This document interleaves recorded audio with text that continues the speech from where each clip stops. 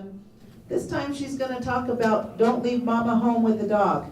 She has a great story. She has a great book that we share with caregivers. The book that you got this morning was, again, sponsored by University of Wyoming. And if you're interested in her book, this one, she flew into Sheridan, flew into Denver, drove into Sheridan, so I know she didn't bring a stack of those books, but I buy them all the time online. So wherever you buy your books, Amazon or wherever, those are available to you. So I'm going to turn it over to Joe. And they are available on my website as well.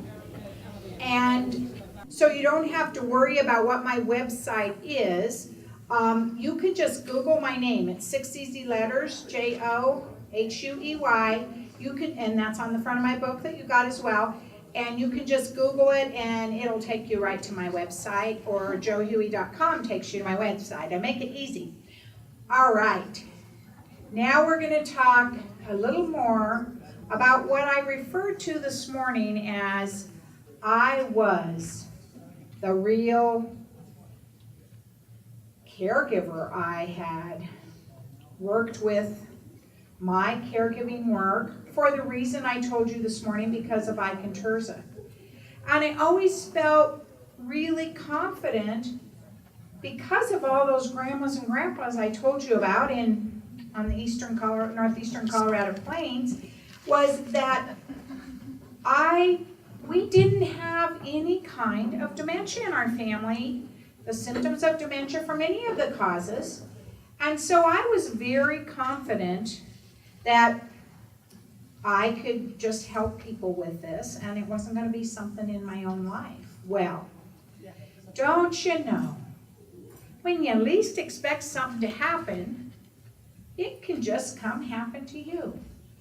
So my mom was very, very, very sad when I got this contract to go from Denver, Colorado to New Orleans, Louisiana.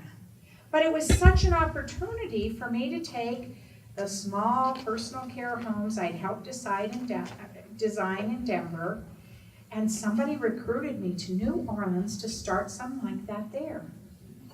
And I'd been to Europe before, and I always wanted to take a year and live in Europe. I just thought it was so cool. And so I got recruited down to New Orleans on a wonderful, wonderful May weekend. And I told the man, I said, you know, I never, ever planned to leave Colorado. I was one of those rare Colorado natives. That's where my family was. You know how family is. I had no intentions of leaving. He said, well, I'll just send you a ticket anyway. And I said, well, sir, it would just be wasting your money. And he said back to me, well, ma'am, it's my money. If I want to waste it, I can. Well, there you go. I thought, with that, why not take a little trip to New Orleans? Never been there. Honestly, never wanted to go there. It just wasn't on my list. So I took the weekend down there. Oh, it was the most beautiful I'd ever seen it since.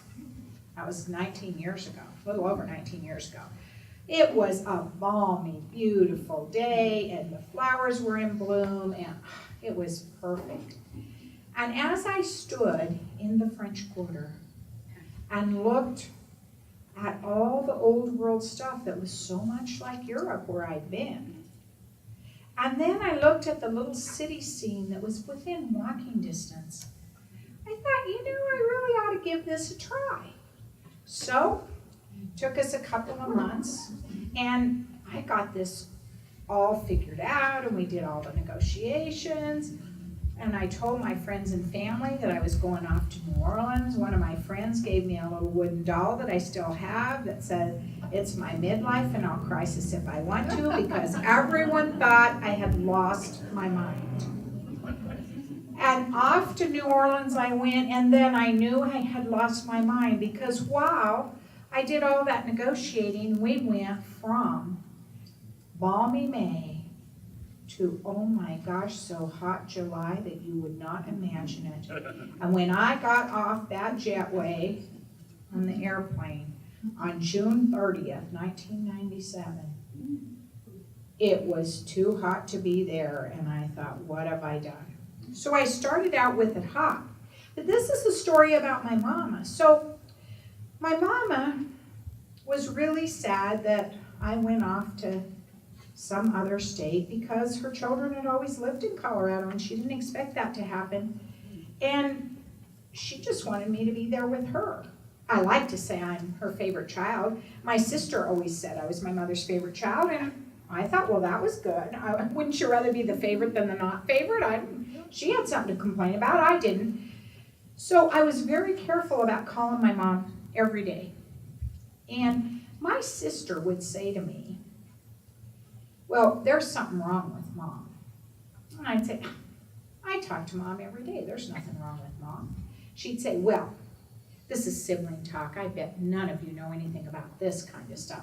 She'd say, well, if you're so smart, why don't you come and get her? And I'd say, well, I will.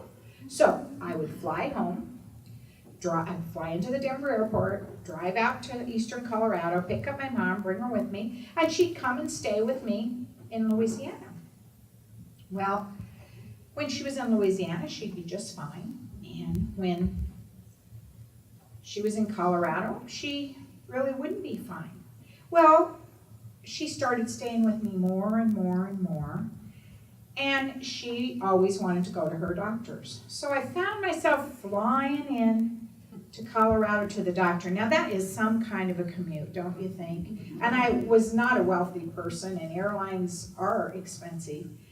And so I would take Mom to the doctor, and one day the doctor said to us, we were there together in Colorado, and he said, you know, Helen, my mom's name was Helen, you know, Helen, when you've been with Joe, you come back and everything's okay. Your blood pressure is normal, you haven't lost weight, everything is good. And then, after you've been home for a few weeks, and Joe comes back and gets you and brings you to the doctor before you go, you've lost weight and your blood pressure is up and you've got all these problems. And I'm sitting there thinking, what is wrong with me? There could really be something wrong with my mom. Now that's when I changed denial to eternal hopefulness. Well, you know, you probably don't need to be told this, but we'll always learn from our mamas, our daddies too, but I'm talking about my mama right now. No, my daddy had died of cancer, and so he was gone, so I'm talking about my mama. Well, I took my mama with me, and we decided that she should just stay with me.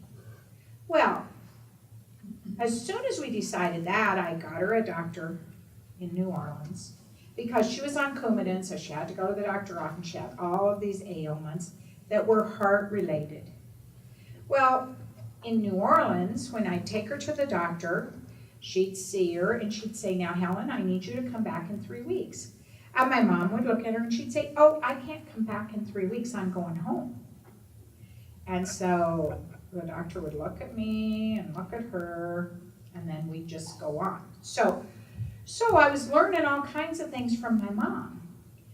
And I did the thing that I'm going to talk about this afternoon on my little list. And I started, for honestly the first time in my life, I started arguing with my mom. Now, I didn't not argue with my mom because I'm not argumentative. My mom was the kind of person that didn't argue with anybody. She was sweet, and she did everything to please everybody else. And she was just one of the easiest people in the world. I probably don't have to tell you I have my dad's personality. It was not my mom's. But with that said, we would go through all these little things that was starting to make me realize that something really was kind of wrong with my mom. Now, she was fine with me, but, you know, I could look out for her. And so I started going back and forth, wondering, gosh, could something really be wrong with my mom? Well, you heard me talk this morning, and I've given a similar talk all the time about, you know, what could be causing those symptoms of dementia. Could be something circulatory. Well, she had all of these vascular problems that had actually started with rheumatic fever when she was a kid, and so she had a heart valve problem, and now she'd gotten all kinds of other problems. And it dawned on me again one day, you don't want it to be your own. I think you already know you don't want it to be your own. And so for the longest time, you're thinking, oh, that's where I created eternal hopefulness. It'll just be okay tomorrow. But my mom taught me quite a few things. So I ran a lot of support groups. And because I worked in 24-hour care in these little homes that I had created, I could take my mom with me almost anywhere. And so she just went with me. She kind of went with me to work, and she'd come in and visit with the ladies and gentlemen that lived in the little homes. And I did support groups for the Alzheimer's Association, and she would go with me to the support groups. One night, we were coming home from a support group. My mom just went with me. She just sat there. She just smiled sweetly. And she said, sometimes I think the people they're talking about in those support groups act just like me. Oh, I want you to know that struck me like a knife, as it well should have. Why was I taking her to these support groups? Well, because there was nothing wrong with her, right? In my mind. Now, I surely had to know a little better, but sometimes we don't want to know what we don't want to know. But that struck me. So I decided, well, I could leave her with one of my friends while I did the support group. And my mom loved getting to go be with other people. Imagine that. You get to thinking that the person that you're looking out for just wants to be with you. Now, I have to tell you, if I was walking around my small apartment and I stopped, my mom would run into me. Now, she really liked to be with me, way more than I liked her being with me. But she, I say this kind of jokingly, but I want you to hear it. Even lovers need a holiday. And so when I'd start doing things, I'd start just dropping her off at one of my friends. My mom was easy. She was no trouble, and she loved all my friends, and I had tons of friends. And so I'd say, oh, Mama, I'm going to go to this thing tonight, so I'll just drop you off at one of my friends' house. She's like, I really get to go to their house and stay, and you're going to leave? Yeah, well, that was the way it went. So my mama was teaching me a few things. And then one of these days, when she was talking to the doctor, and this doctor was a geriatrician, which means that they only see people that are over age 65. So she couldn't be my doctor, but she could be my mom's doctor. And she looked at me so funny when we had this conversation again about Mom was going home. Like, why does your mom keep saying that? So we laughed, and I thought, I need to pay attention again. So I called her up, and I said, we had a wonderful assessment program that was through the University of Louisiana Health Science Center and one of our main hospitals there. And I called, and I said, we need a prescription to assess my mom. And she said, now, I worked with this doctor all the time. We were on speaking panels together, and she said, well, what do you mean assess your mom? I said, well, I think she needs a dementia assessment. I just want you to know how this is, especially if people are easy and interactive and stuff. And she said, well, I see your mom all the time. Your mom has heart trouble. There's nothing wrong with her. And I said, okay, but what about the conversation where, Mom's been living with me for some months now. What about the conversation where she always tells you that she's going home?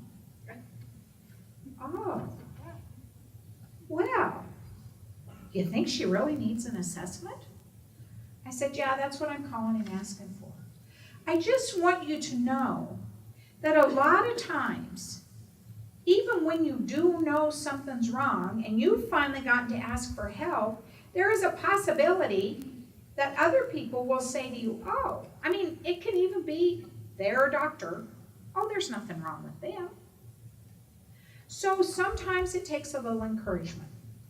So I was working myself crazy. We still went back and forth to Colorado a lot because my family didn't know not only did I live in Louisiana and would never come home, but now I've got my mom living in Louisiana and we don't come home. And it was very important to me to be sure that I took my mom to everything that I went to, because you wouldn't want to leave her alone, right? Well, of course I wouldn't leave her alone. but she could have stayed with some friends. So one of our trips back to Colorado, I get everything done, we get on the airplane, we're starting to taxi off. And my mom wasn't afraid of flying, but she was afraid of heights, and so she needed a little encouragement when we were flying. She hits me on the arm and she said, "Are you sleeping?" And I smiled and I said, "Well, not now." I kind of dozed off. And she said, "Why don't you use your stuff on me?" I said, "Well, Mom, what stuff?" We hadn't had the assessment yet, I want you to know. It was scheduled. I said, "Mom, what stuff?" And she said, "I go with you and I listen to you do all those talks all the time. I even read your book." I knew she didn't read my book because my mom used to talk about paying her friends in high school to do her book reports. My mom was not a reader. I said, "Well, Mom, that's stuff for people with dementia." She looked at me so sweetly and she said, "Well, you could be nice to me anyway." I realized that I had been arguing with my mom. Every time, I'd listened to her a few times saying, well, when I go back to my house, but every now and then I'd say, "Mom, you even heard the doctor say you should stay here with me, that you have trouble when you go back to your house." And she'd say, "Well, I am going back to my house anyway, because if I don't, they'll sell it." And I'd say, "Well, Mom, who do you think they are? I'm not going to sell your house." You see, you don't think it's arguing, and we're going to talk about this in the 10 Absolutes this afternoon. And I'm just going to talk about it with you right now when we're talking about my mama, because it doesn't seem like you're arguing when you're correcting them or telling them stuff you think that you need to know. And you see how she heard it was, I could be nice to her anyway. Well, I knew something was changing a little bit with my mom, because my mom never criticized me. I was almost as good as having Ike and Terza, because my mom just was always for me and for me. It was just rich that I had that with her, but not now. She's thinking I could be nice to her anyway. And so I decided I probably should be paying a lot more attention to the things with my mom. And so I tried really hard, but I want you to know that there's not very many cloudy days in New Orleans, and there's a lot of warm days. So on a cloudy, 90-degree day, when I would be getting ready to take the dog out for a walk, and Mom always went with us, and that was fine, I'd be waiting. The dog's on the leash. Wasn't a small dog, probably pulling me off, and Mom would disappear. And I'd say, "Mama, what are you doing? We're going for a walk. The dog's waiting. Come on, come on." Well, she'd come out, and she would have a nice wool sweater for each of us, because she thought, particularly if it was cloudy, she came from Colorado, you should have your sweater on. That would just be the end to me. This is the one that I don't know why it just got under my skin. But there's going to be something that just gets under your skin. And I would say, "Mom, it's 95 degrees out. I don't need a sweater." She would look at me like I'd hit her. She'd say, well, don't get mad at me. Oh, there I'd go again, packing up that guilt. And I don't want you to pack up this guilt in the things I'm going to teach you with the tools this afternoon, so I'm sharing with you. I know how quickly that went. Oh, and then there was when we'd get home in the evening. Now, there's a term called sundowning that I don't like much, because I think anytime you can label something, then it gives you an excuse not to deal with it. So I don't like sundowning so much, because people say, "Oh, well, they sundown every night." Well, I want to tell you from a 24-hour care perspective, we love the people that sundowned every night, because if you had somebody that did something the same time every day, and it's still true, and I'm teaching here, that is wonderful, because then all you have to do to change the environment to prevent that, and that's what you have to do, is change the environment, is if it happens at the same time every day, all you have to do is research what's going on the hour before the same time every day, and you can fix that. And once again, I offer, you can email me for free for anything. So you offer me stuff, you email me, I'll send you back how that works, because we're not going to deal with that today. So, you know, what I believe and what I talk about in sundowning, which is the point, is in my life, particularly when I was young and I had small children, and we would get home from work and everybody in school and everybody was hungry and tired. You know, we had sundowning in our house every night, and there wasn't a hint of Alzheimer's or a related disorder. I hadn't even really been able to get into that work that much. So I think that a lot of what you're talking about is that time getting home. Well, the hardest time for me taking care of my mom, and she lived with me for 3 years, is that time of night. Now, my mom didn't sundown, I did. And it was because I was tired, and I needed to get dinner, and Mom needed to be on a special diet, so we couldn't go out to eat as much as we used to because she needed to not have salt, and all the restaurants had such good, wonderful, salty food, so I was trying to do well.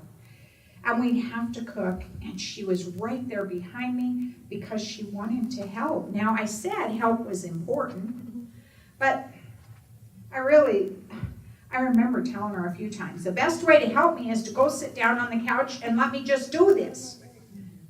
And then she would say, well, don't get mad at me. And there I'd go again. You know, you could just go round and round and round that spiral. And you know what that means? You're human. Just go ahead and be human. So I found some ways to let my mama help me. Now, it might seem unkind and it might seem divisive, but she loved to help. And so I would have her make the salad. And I'm telling you that a head of lettuce is very inexpensive, and so is the plastic bag it comes in, or that you put it in for free at the grocery store. And so what I would do is I would give her the lettuce to wash. And I had a little drainer there, and she would wash the lettuce and put it in this little bowl in the drainer that could drain through. And I would get dinner all on the table. And I'm telling you, I don't like lettuce very much, so I didn't care if we didn't have salad. And my mama didn't remember that we didn't have salad. And so, right, the last thing I'd do when I was putting the stuff on and had her sit down first, which she would happily do now because dinner smelled so good, I would put that lettuce back in the bag and I'd put it in the crisper, and we would reuse it every night for a week. Now, I know that sounds terrible, but I'm just telling you how you get through some stuff so you don't have to feel so guilty. And we would eat our dinner. Well, then my mom went and had her assessment. And her assessment came back, oh my gosh, my doctor, who really was a friend of mine, who really came to my house, her geriatrician, she called me and she said, Joe, what is wrong with us? I said, well, probably a lot of things, but what are you talking about? She said, oh my gosh, you got to pick up your mom's assessment. And I said, what? She said, you know, they're saying that she is severely, she has vascular dementia, and it's really bad, and that she can't be left alone at all anymore. You've got to get her in some kind of a care setting. I said, oh, I don't think it's that bad. I don't think we're there yet. Well, now I had the doctor's word on it. She wasn't going to let me get past this. Well, I want to tell you, to this day, I still, when I got that report, I still haven't let my sister and brother read it. Yeah, I didn't want anybody to think that there was something wrong with my mom.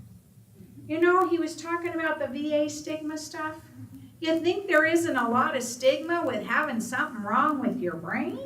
Well, there is, and I was right there. Here I'm a specialist. I'm just admitting right now that if it has any trouble with you, or if you happen to know a doctor that's known somebody all their life that doesn't want to give that diagnosis, that's because it's still a little hard for us to deal with. Now, we're getting a lot better, and we're going to get a lot better. I'm just telling you. I didn't really want anybody to know. And so I went right back to changing that word denial, you know, to eternal hopefulness. But what I did do is I got my mom involved in a day program, because I had been leaving her home a lot. And I realized that now I really shouldn't be doing this. So I took her to this wonderful day center.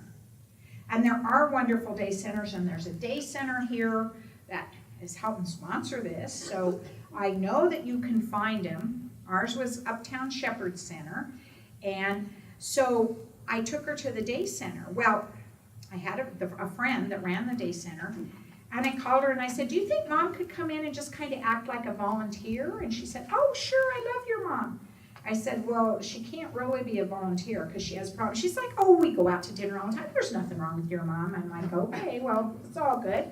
So we took her in to be a volunteer. Well, I told my mom, I said, you're going to go with my friend Sylvia, and you're going to work there, and you're going to be a volunteer. And she said, well, what does that mean? I said, well, it means I'm going to take you there in the morning. She said, do I have to get up? You see, my mom didn't like to get up in the mornings. Never did. And so one of the things I do is let her sleep in a little bit. I'd go run some rounds and then come back and help her get dressed and everything. And that's, I left her alone in the mornings. Well, the doctor said I wasn't supposed to do that anymore. So yes, that meant we had to start getting her up. Well, I got her up and she didn't like that. And of course I had to get her showered and she didn't like that. And I had to get her dressed and she didn't like that. And I was thinking I was being pretty mean to her, doing all the things she didn't want to do. And the first morning that I took her there, now my mom never got mad at me for anything. I told you that. My mom wasn't that kind of mom. Now the most she might have said to us, wait till your dad gets home. But that's about as rough as it ever got for us. So, and now dad was a whole different story. I'm just talking about my mama now. So, that first morning we went there, well, she wanted to stop at this place called Piccadilly. She said, oh, look, there's that place where we get pie. Pie and coffee. I'll buy the pie and coffee if you want to stop. Well, I said, no, Mom, we got to go. I got to go to work. I took her and we stopped in front. And she said, where are we going? I said, oh, we're just going to go into this place. She said, I'm just going to wait in the car. Yeah. My mom always wanted to go everywhere. I don't know how she thought she knew. Well, I do know because she could read it from me. So I said, I just want to, she said, I just want to wait in the car. So I just went around and opened the door and I said, come on. She's walking along and she is stomping. She is literally stomping, my mom. And we go in and there's a bunch of tree branches all over, you know, there. The roots come up on these big trees in New Orleans. She said, I should just fall down on one of these things and break a leg, and then you'll have to call the hospital, and you're dragging me in somewhere I know I don't want to go. I have no idea how she knew that. And that was so out of character for my mom, but, you know, they're so smart. Don't you know how they know when you're up to something? So we get inside. She says hello to Sylvia, and she's all sweet, she's all kind. And I want you to know that this happened every day every weekday for the next 3 years. She gives them all a sweet smile, and then she turned around to me and she gave me the mama look. Now I know you all know what mama's look is. Well, she gave me that mama look and out we'd go. Well, when we'd be coming home in the evening, we'd stop off to get something to eat a few nights a week. And we couldn't wash the gloves too much. I'm just telling you, I had to eat out. I hate to cook. So anyway, so we'd be stopping off and we'd get into the restaurant and she would say to this kind young waiter or waitress, she'd say, do you know what she makes me do? And I was just looking at her. She'd look at me and she'd say, what do you call that? And I'd say, volunteer. She'd say, yeah, she makes me do that. And do you know what that means? And they're looking at her like, she said, it means you have to get up early in the morning, take a shower, get dressed, and go to work, and you don't get a paycheck.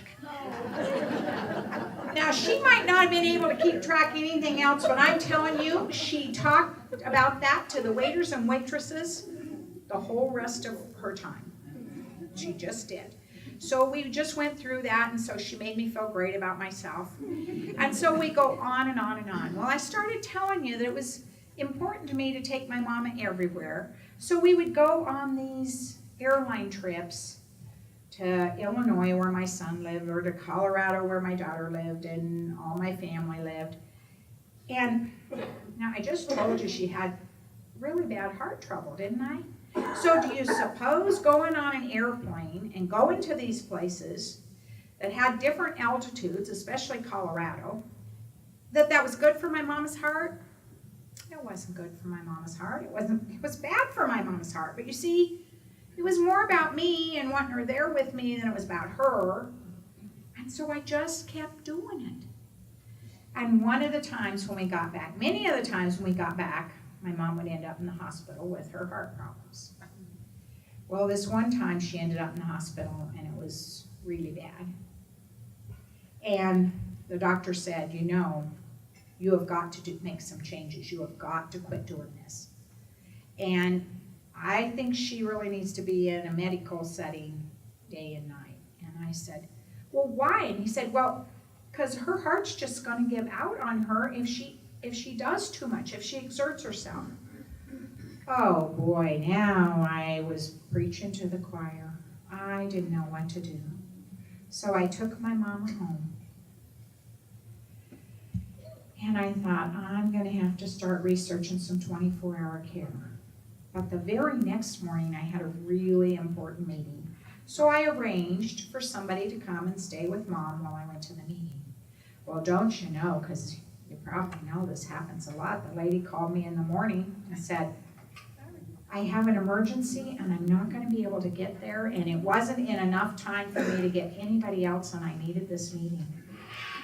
And I am so distressed, and my mama was just my mama, because I want to tell you, the last day that I saw my mama, some years down the road, they have those lucid moments when she just read me like my mama, and it's right what I wanted. I wanted my mama to be my mama. And she said, honey, what is wrong with you?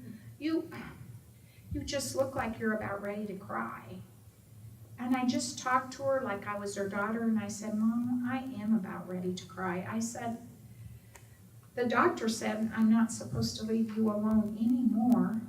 And Louise can't come to stay with you, and I absolutely have to go to this meeting. My job depends on it, and it did. And she looked at me just like my mama had come back from a time before, that beautiful lucid moment. For a moment, and she said, well, honey, you're not leaving me alone. You're leaving me here with a perfectly good dog to take care of me. Now, I'm telling you this because I get to wrap up now, and then somebody else can talk, and you try not to remember this part of the story, because I'm going to come back and give you some wisdom, because this part's not my wisest part. As I drove out with tears in my eyes to go to my very important meeting, I thought to myself, I should be calling Elderly Protective Services on myself because I'm leaving my mama home with the dog. Now, I promise I never left her alone with the dog again, because then I went through the very terrifying and difficult process of putting her in the homes I ran. Now, come on, guys. I was key personnel. Every staff person knew me. They loved my mama. She loved being there. She had no problem settling in at the house, but it took me 5 days to take her. My staff kept calling and saying, Miss Jo, where's Miss Helen, and what are you doing? And I'm saying, I can't do this today. I'm just telling you, I know how hard that is. I finally got her in. I started on Monday. I took her on Friday. She's in there. She's happy. One of the staff people said, well, are you going to have dinner with us? And she's like, can I have dinner with them? And I said, yeah. And the staff, they're pulling me out the door like this with my hand. And she said, well, when are you coming back, honey? And the other lady said, you're going to spend the night with us, Miss Helen. She looks at me and she said, can I spend the night with her? And they're pulling me really out the door now. And I said, yeah, do you want to? Yeah, it wasn't hard for her. It was hard for me. So I'm just telling you, you know, I learned a lot from my mama about this stuff. Well, I went the next day. This was on a Friday. I went the next morning to take her to breakfast, because we always went to breakfast on Saturday mornings. We had this little place that we went. She said, I'm bringing my friends. I said, no, Mama, it's just you and I that are going to breakfast. She says, okay, you go on ahead. I'd rather stay with my friends. Now, you might have interpreted that she was mad at me. It wasn't at all. She was very happy. Now, I'd love to tell you that that's the end of that story, but it's not, because guess what happened? 1 week later, you may have seen it on TV, and I'm not going to talk about it because I don't like to talk about it. Hurricane Katrina came along. You may have heard of it, and I had to evacuate all those homes, which included evacuating my mom, who had only been there for a week. And when we were evacuated, and then we evacuated again, I am not telling that story. I don't like that story. I'm so glad it's 10 years ago. I'm done with that story, but it's part of my mom and my story. When we got on the road again, every day she would tell me in front of all of these other people, and she would start off, she'd say, "What did you do to get us kicked out of our nice little home?" And the minute she said home, every other of the people that were with me would all start saying, "I want to go home." And the staff that were with me were done with me. I'm telling you, I might have been the leader, but I wasn't leading the right direction. And I'd say, "Mama, now I know I'm going to teach you how not to do this afternoon." I'd say, "Mama, I didn't do anything to get us kicked out. There was a hurricane." And she would look around, and it was true. She'd say, "Well, I don't see it now. Let's go home." And it would start all over again. So I just want you to know that that's where we got, don't leave Mama home with the dog. And there's way more to that story, but I just want you to understand, before I give you the tools I'm going to share with you this afternoon, that I know every objection you have, because I've done the wrong thing when it came to my own mama more than I did the right.